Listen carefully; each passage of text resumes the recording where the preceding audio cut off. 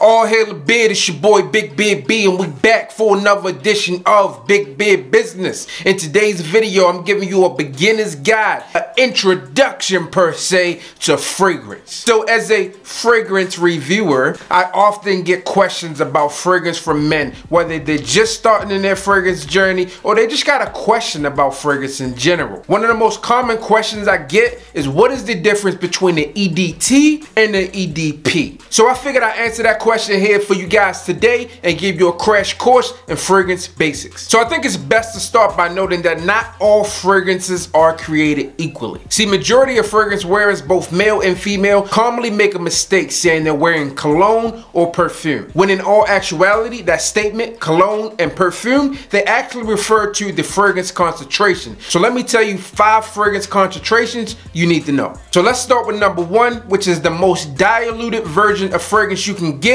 Eau Fraiche. Now, Eau Fraiche fragrances typically have between 1 and 3% of the actual fragrant oils, and the rest is diluted. On Eau Fraiche fragrances, you're typically going to get poor performance and the longevity and projection. You can probably expect between 1 and 1.5 hours of performance. So the next one on the ladder is Eau De Cologne. Now, Eau De Cologne concentrations are typically between 2 and 4%. Now, you're not going to get the best performance out of these fragrances. They're typically toned down versions of the fragrances you typically see in department stores. Now, I don't have many Eau De Cologne concentration fragrances, but you're going to get about 2 hours on these. Pretty poor performance overall, but if you like that lighter scent, you're not going to be out and about very much, you can use that and be good to go. Now, one of the most common fragrance concentrations that you guys all out there know is EDT. That stands for Eau De Toilette. Now, in EDT concentration fragrances, you have between 5 and 15% of the essential oils. The rest is diluted and mixed with water and alcohol. Now, as you guys know, EDT concentrations can range and vary depending on the type of fragrance it is, whether you got a citrus fragrance